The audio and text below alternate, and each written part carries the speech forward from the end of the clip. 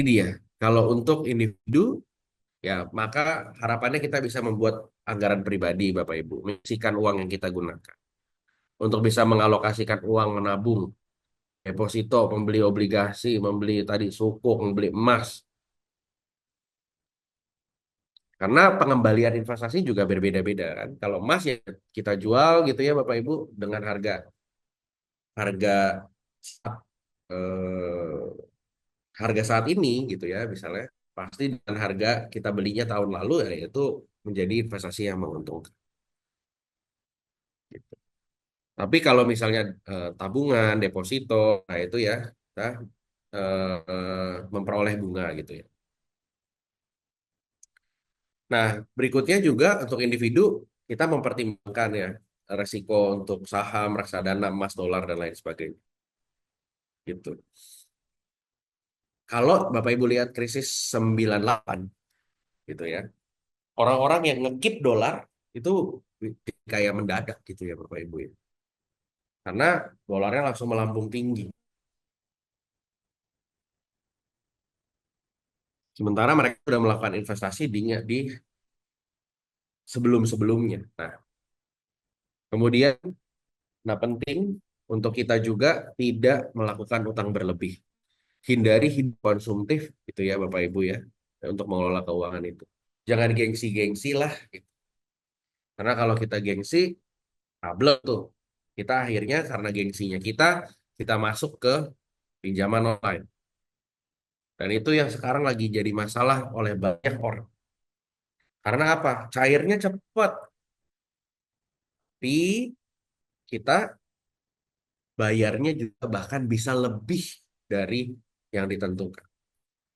Nah, mungkin kita bisa mungkin kita bisa berdebat gitu ya Bapak Ibu. Misalnya IKN dibangun dengan segitu canggihnya, tapi apakah misalnya peradaban sana gitu ya sudah siap dengan yang segitu canggih? Itu kan menjadi pertanyaan. Terutama nih kalau di organisasi, kalau kita menginvestasi di area teknologi gitu ya Bapak Ibu, kita mau pakai software accounting, kita mau pakai software dalam menghitung aktuaria misalnya, kita mau pakai ini, pakai ini. Nah, kalau Bapak Ibu menginvestasikannya eh, asal gitu ya, kita nggak paham begini, yang penting pokoknya saya maunya jadinya begini, jadinya begini, jadinya begini. Kalau Bapak Ibu tidak memiliki pengetahuan yang memadai terkait teknologinya, akhirnya dikerjain aja tuh Bapak. Sekali lagi, dunia saat ini proses teknologi di perusahaan manapun sangat penting. Karena lama-lama nanti tidak bisa bersaing gitu ya Bapak Ibu.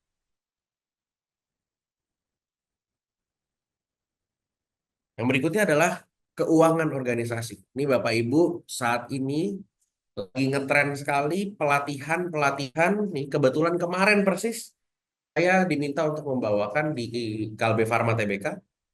Itu adalah finance for non-finance. Jadi orang banyak gitu ya Bapak Ibu mau harus mengetahui keuangan organisasi. Di dalam posisi apapun dia harus tahu, dia harus bisa melakukan analisis terkait dengan keuangan organisasinya sehingga mereka tahu harapan anggaran yang mau dibuat itu ke depan supaya disesuaikan dan tidak memaksakan misalnya atau bisa membuat beberapa fase atau beberapa tahap terkait dengan keuangan organisasi. Nah, ini kalau misalnya contoh perhitungan budget untuk project. Ada item, jenis item, keterangannya apa, jumlahnya, kemudian satuannya berapa, harga satuan, waktunya apa, dan subtotalnya. Ini contoh aja. Nah, kita penting untuk mengidentifikasi dulu kebutuhan organisasi kita. Gitu. Kalau tadi Bu Setiani sudah menyinggung terkait dengan sustainability, ya pasti, gitu ya. Eh, kita harapannya organisasi itu bisa sustainable. Harapannya organisasi itu bisa eh,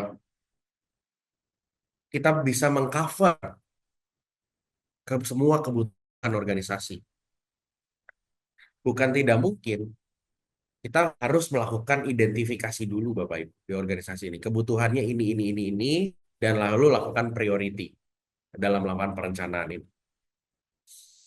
Lalu kita mengetahui potensi pendapatan kita.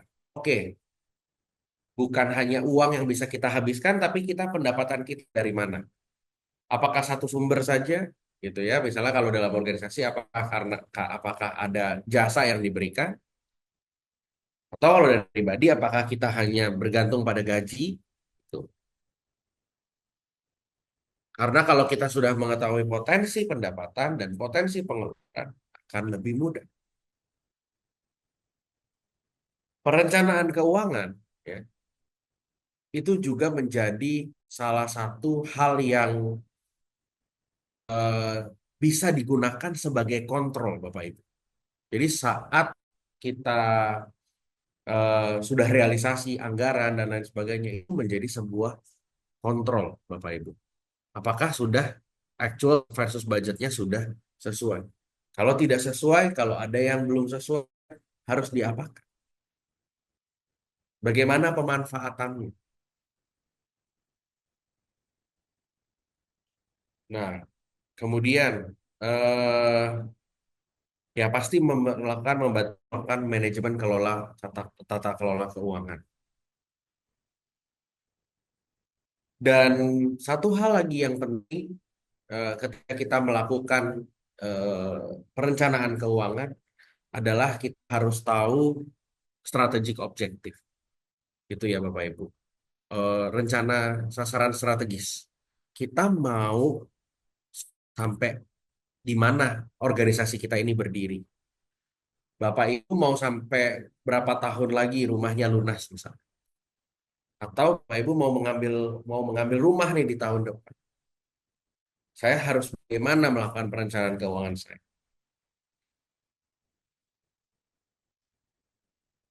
Dan disusun timeline-nya, eksekusinya. Ya, untuk proyek atau semua aktivitas yang terkait dengan aktivitas operasional. Lalu kita lakukan mitigasi risikonya. Nah, penting untuk kita mengetahui risiko keuangan. Risiko itu bukan hanya terkait dengan eh, uang kita gitu ya Bapak Ibu, tapi risiko semua pihak. Maka kita perlu tahu manajemen risk management atau manajemen risiko yang sudah kita miliki di setiap unit yang kita taati itu seperti apa.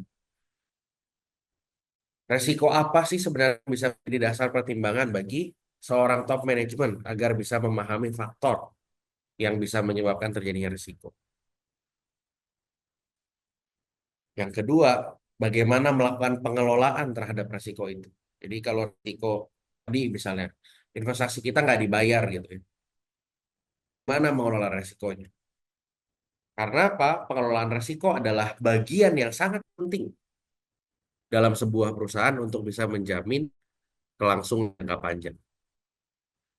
Yang ketiga, risiko bukan hanya potensi negatif seperti ancaman ataupun hambatan, tapi bagaimana individu ataupun organisasi bisa merepresentatifkan risiko itu sebagai peluang untuk menghasilkan nilai baru.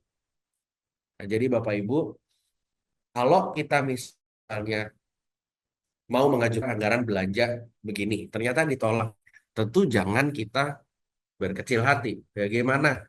Adakah produk substitusi yang bisa kita ambil?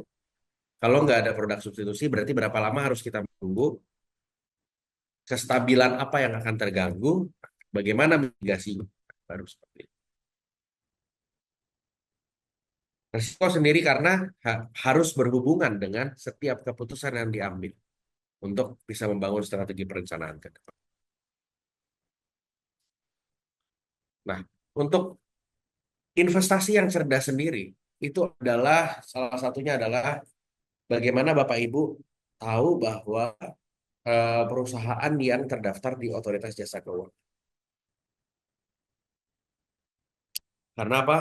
Otoritas Jasa Keuangan adalah pengawasan fungsinya.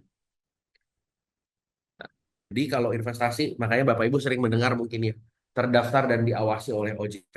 terdaftar dan diawasi oleh OJK. Bank ini terdaftar dan diawasi oleh OJK. Itu paling tidak, paling tidak itu mengamankan. Itu Bapak. Jangan, yang kedua, jangan melakukan investasi secara sembarangan. Karena diiming-imingi tingkat return yang tinggi, Bapak. Atau janjinya nggak masuk akal. Belum lama, Bapak Ibu, kita kenal robot trading yang viral. Gitu ya, robot trading. Itu kan selalu ketika dipanggil dengan business opportunity preview gitu ya, atau BOP gitu. Wah, itu returnnya sangat-sangat menjanjikan. Oh, saya bisa dapat segini, saya bisa dapat segini, saya bisa dapat segini. Tapi faktanya, Bapak Ibu, ketika kita masuk, tidak ya. Karena itu tadi, sudah tidak make sense, kita masih masukin. Cuman saya paham juga, karena orang cenderung pengen mendapatkan uang yang lebih banyak. Lalu investasi yang cerdas, itu juga kita harus menentukan tingkat resiko. Jadi bagaimana resikonya? Gitu. Dari mulai average, yang resiko-resiko yang sedang, sampai semua resiko yang high risk. Yang keempat, ini adalah salah satu hal yang penting, yaitu diversifikasi investasi.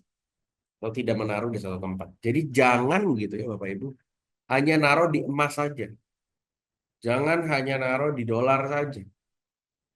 Karena sekali lagi, ada kita penting untuk memiliki diversifikasi investasi. Jadi kalau ada satu company yang kita pakai bangkrut, kita masih punya penghasilan dari tempat yang lain. Gitu.